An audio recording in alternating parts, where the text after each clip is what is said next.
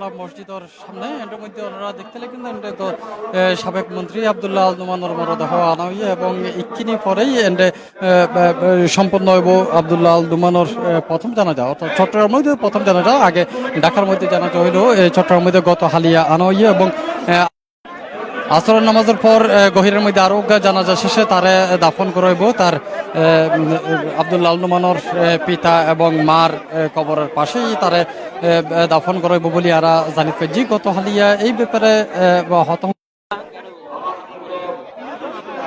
গত হালিয়া ঢাকাতুন হেলিকপ্টার যুগে চট্টগ্রামের মধ্যে আনা হয় আব্দুল্লাহ নুমানোর মরদেহ। এর পরেই আমরা দেখছিলাম এম এ আজিজ স্টেডিয়ামের মধ্যে হেলিকপ্টার তো নামাই না, তারা ভিআইপি টাওয়ার মধ্যে লয়ে যাওয়া। ভিআইপি টাওয়ারের মধ্যে তার পরিবার এবং আত্মীয় স্বজন কলাইয়ের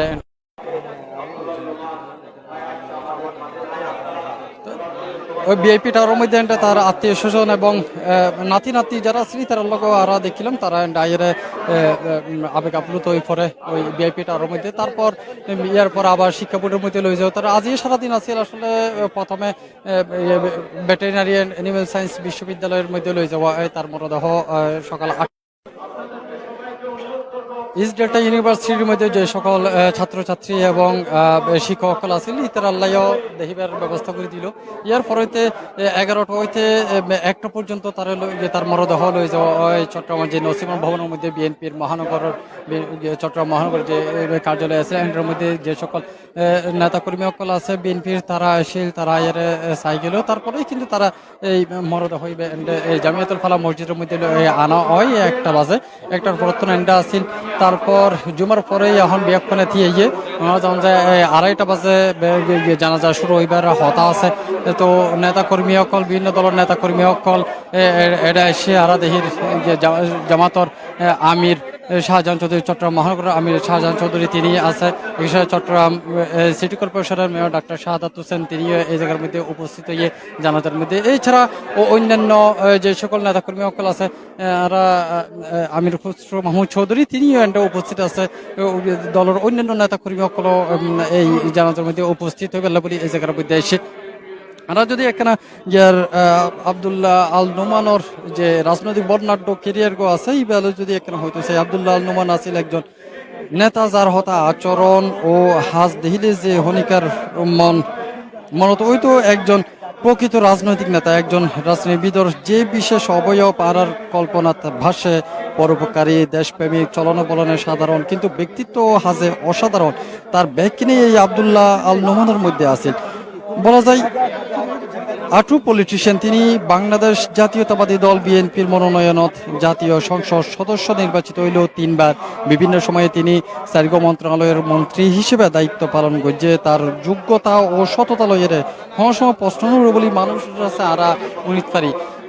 এই আব্দুল্লাহ আল নুমান চট্টগ্রামের কোতোয়ালি এলাকার তিনি নির্বাচন করছিল 1991 সালে প্রথমবারের মতো তিনি সংসদ সদস্য হিসেবে নির্বাচিত হয়। এর পরে তার মন্ত্রণালয়ের দায়িত্ব দেওয়া হয়, মৎস্য প্রাণী সম্পদ মন্ত্রণালয়ের গুরুত্বপূর্ণ দায়িত্ব দেয় আব্দুল্লাহ আল নুমানরে।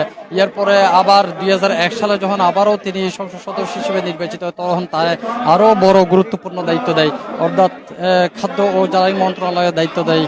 তিনি এই মন্ত্রণালয় কিন্তু খুব ভালোভাবে সামলাই করি আর মানুষের হাসা অনিত পারি। তার ব্যাপারে বেশ কিছু শোনা যায়, তার প্রশংসা শোনা যায়। অর্থাৎ একেবারে রাজনীতি ভাড়ার মধ্যে যে সর্বজন শ্রদ্ধেয় ব্যক্তি এই ধরনের একজন মানুষ আছিল এই আব্দুল্লাহ আল নুমান। ছাত্র রাজনীতি দিয়ে শুরু করি শ্রমিক নেতা হইবার পরেও তিনি পরিণত গণমানুষের নেতা। তিনি তার বড় ভাইয়ের পথ অনুসরণ করে যুক্ত হইল ছাত্র ইউনিয়ন পূর্ব পাকিস্তান শ্রমিক ফেডারেশন নেতা আছিল। পরে মাওলানা ভাসানীর অনুসারী হইয়ে ন্যাপর যোগ দেয়। ভাসানী ন্যাপর কেন্দ্রীয় সাংগঠনিক সম্পাদক হইল তিনি। পরে 1979 সালে প্রেসিডেন্ট জিয়াউর রহমানের দেশ গড়ার ডাহত সারা দিয়ে তিনি যুক্ত হয় জাতীয়তাবাদী শ্রমিক দলের সহসভাপতি আছিল আব্দুল্লাহ আল নুমান। প্রেসিডেন্ট জিয়াউর রহমানের মৃত্যুর পরে বিএনপির টিকাই রাহার কান্ডারি হিসেবে যারা দায়িত্ব পালন করছে তার মধ্যে অন্যতম এই আব্দুল্লাহ আল নুমান বলে শোনা যায়। চট্টগ্রাম অঞ্চলের মধ্যে বিএনপির সংগঠিত করার হাজগ তিনি করছে। তার আধরি বিএনপির তৈরি হইল বোধ নেতা, যারা বোধকেই এখন বিএনপির কেন্দ্রীয় নেতা। চট্টগ্রাম বিএনপির বিভিন্ন গুরুত্বপূর্ণ পদ দায়িত্ব পালন করছে বোধ বছর। দলের কেন্দ্রীয় যুগ্ম মহাসচিব আছিল একসময়। বর্তমানে যারা রাজনীতি করে ও গত্যসার বিশেষ করে আব্দুল্লাহ আল নোমানের পরের প্রজন্ম তারাল্লাই অনুকরণীয় হইতে পারে এই নেতার কর্মময় জীবন। বয়স ও শারীরিক অসুস্থতার লগে দলত কিছুটা উপেক্ষিত তাহার হতা শোনা যাইলেও তারপরেও দায়িত্ব পালনে বিন্দু মাত্র অনীহা দেখানো যায় তার মধ্যে। আর এন্ডে দেখি জমিয়াতুল ফালা মসজিদের সামনে অপেক্ষা করে অসংখ্য ধর্মপ্রাণ মুসলমান সকল তার জানাজার মধ্যে তার জানাতে অংশ নেবেলাই বলি এন্ড উপস্থিত এই মুহূর্তে আরা দেখি the Chattogram city corporation mayor doctor Shahadat Hossain তিনি বক্তব্য রাখার সামনে আছে আব্দুল্লাহ আল নোমানের বড়দেহ তারপরে সাথে কিন্তু আরেকজন নেতারা দেখি বিএনপির স্থায়ী কমিটির সদস্য আমির খসরু মাহমুদ চৌধুরী হন কিংবা অন্যান্য রাজনৈতিক দলের মধ্যেও তার একখান আলাদা খ্যাতি আছে, তার প্রতি শ্রদ্ধা ব্যাগনিকেতন আছে। তো অন্যান্য মানুষজনও হইল যে তারা যদি তার যে একখানা সময় দেওয়া হয় বিয়া করে দেখি বেলায় যদি একখানা সময় দেওয়া হয় তাহলে ইয়ান খুব বেশি তার আল্লাহ বলে ভালো হইব। এই জায়গাতুন তিনি এই চেষ্টা করছে ঢাকার মধ্যে বিভিন্ন জায়গার মধ্যে তারা লই যাওয়া এন্টার মধ্যে তার জানাজা অনুষ্ঠিত হয়। তারপর গত হালিয়া চট্টগ্রাম আইবার পরও দেখিলাম তো প্রথমে এমআরজিসি স্টেডিয়ামের মধ্যে যতক্ষণ আছে ততক্ষণ পর্যন্ত নেতাকর্মী এবং বিভিন্ন দলের মানুষজন ভিড় আছে। এখন বক্তব্য দেন আমির খসরু মাহমুদ চৌধুরী, তিনি চট্টগ্রামের মানুষ এবং যেহেতু আব্দুল্লাহ আল নোমানকে দীর্ঘ সময় তিনি একসাথে রাজনীতি করছে, তার স্মৃতিকান তার মধ্যে খুব ভালোভাবে আছে। তিনি হন্ডা আছে কি করছে নগর কিছু তিনি জানতো একেবারে হাসতন দেখিবার সুযোগ হয়ে এই হতাগিরে তিনি এটা তুলে ধরে। সেই সাথে অন্যান্য যে সকল রাজনীতিবিদ সকল আছে এবং নেতাকর্মী সকল আছে তারাও এন্ডে এক এক হতা হয়তো বা আর বেশিক্ষণ সময় লাগতে কিছুক্ষণের মধ্যে হয়তো তার জানাজা অনুষ্ঠিত হয়।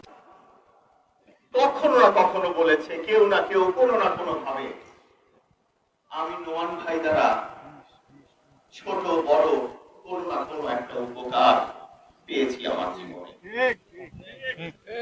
কিভাবে সম্ভব আমি জানি না, এত অল্প সময়ে মাত্র দুবার মন্ত্রীর যে টার্ম ছিল 10 বছর, মূলত ক্ষমতা তো মন্ত্রী হলেই হয় অথবা এমপি হলেই হয়, এত অল্প সময়ে এত মানুষের কাজ কিভাবে করলেন? আজ যদি তিনি জানতেন যে এটা তার শেষ বিদায় ভাষণ হতো, যদি তিনি সেভাবে বুঝতেন, আমি ভাবছিলাম আপনাদের আব্দুল্লাহ আল নোমান কি বলতেন।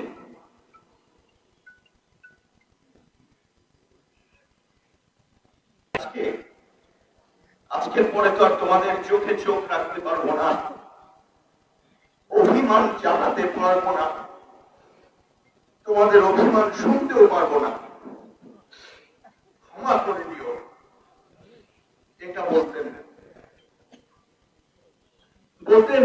আমার এই অল্প সময়ে আমি ভেটেরিনারি ইউনিভার্সিটি করেছি, যেটা এখন পৃথিবীতে একটি নাম করা বিশ্ববিদ্যালয়। বলতেন চেষ্টা করেছিলাম, হয়ে গেছে কিভাবে, খুব বিনয়িত, কখনো নিজের ঘাড়ে নিজের ক্রেডিট গুলো আমি নিতেন না। বলতেন একটা গণঅভ্যুত্থানে 4 জন শহীদ এলেন যে কলেজ আপনাদের কাছে রেখে গেলাম, তোমাদের কাছে রেখে গেলাম। একটু মনে রেখো যে 90 খুব ইম্পর্টেন্ট আমাদের লাইফে, 71, 90, 24 আর এর আগে তো 1952 সালের 21শে ফেব্রুয়ারি মাস, সেতুবা টানেল নয়, যেটা অর্থনৈতিক কর্মকাণ্ডের মূল কাজটি করছে। আমি আমার 2 সন্তান রেখে গেলাম, আমার 2 জন সন্তান রেখে গেলাম। এই সন্তানের মাধ্যমে আমি আশা করব শুধু সেবা হবে, আর কিছু হবে না, আর কোনো কিছু দরকার নেই। তাই কোনো চাওয়া নেই, শুধু সেবা। এই প্রতিজ্ঞাবদ্ধ হয়ে শেষ করেছি। আপনারা শুধু দোয়া করবেন, একটু মন থেকে দোয়া করবেন।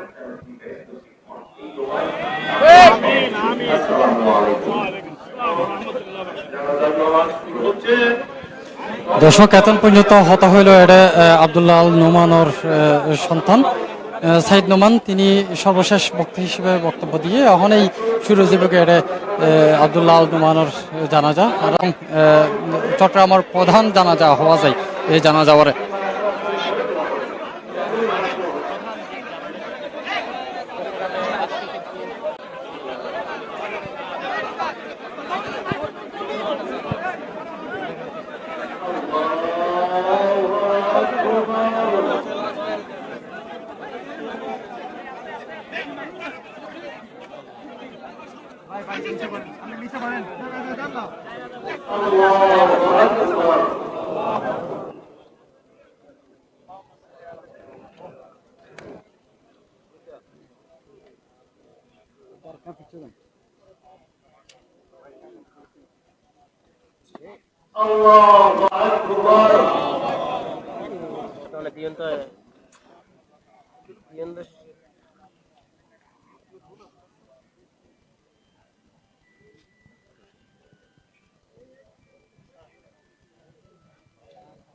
Allah